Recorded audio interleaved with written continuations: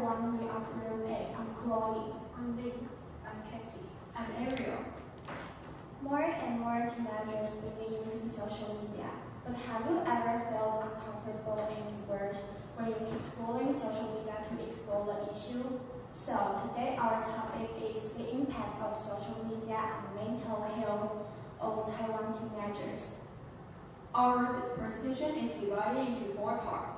To begin with, we will talk about how social media has grown teenagers. Then we'll move on to discuss the good and bad impacts of social media on teenagers' mental health. Finally, we will talk about how to reduce the use time of social media to help with teenagers' anxiety and depression problems. At the start, I will talk about the use of social media by teenagers. Social media is now an important part of teenagers' lives in Taiwan. Their social media includes Facebook, Line, Instagram, and Threads. It helps them chat with friends, share doubts, and stay in touch with family. At the same time, they also get a lot of information from the internet. However, the connection between social media use and mental health is complex and has many sides. According to Taiwan Fund for Children and Families, 95% of teenagers using social media. They have about 3.5 accounts and spend over 5 hours on it every day. Using social media can cause problems like stress, anxiety, and low self-esteem. It also may affect their sleep and focus.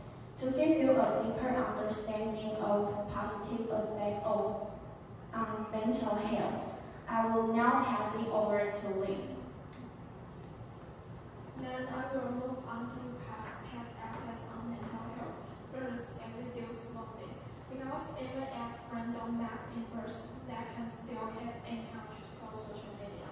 For example, teenagers often use Instagram to share messages that strengthen their friendship. Second, self-expression. People can share their thoughts and feelings and get support and recognition from others. App like shows makes sharing easier.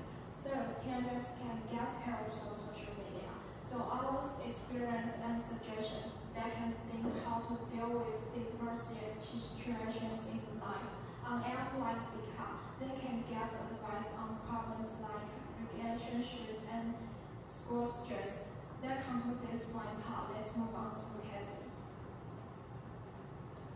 On the other hand, social media brings many benefits, but also has many negative effects. Excessive use of social media can lead to mental health problems. Teenagers who spend long hours on social platforms may develop negative emotion and compulsion habits. For example, Instagram photos often make Taiwanese teenagers feel unhappy about their own appearance, leading to low self-esteem and anxiety.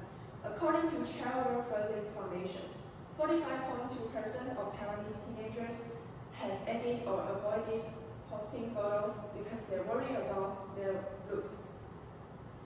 What's worse, study also show that facing mental struggles, many young students avoid seeking help due to judge or label.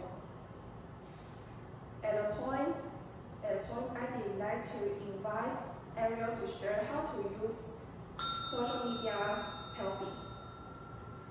Now, last but not least, I'm going to talk about how to use social media wisely to avoid those bad impacts. First of all, to use social media wisely requires high self-discipline, and our government has released a new policy recently. It is exactly about our cell phone use time at school, which means school will collect and store our cell phones during the time at school to avoid us from using social media in classes. And also, we should ask for help when we are facing appearance anxiety. For example, we can talk about how we feel when we are facing appearance anxiety. We can also cultivate our diverse interests to avoid us from focus on our appearance anxiety. By doing so, we can truly avoid the bad impacts of social media.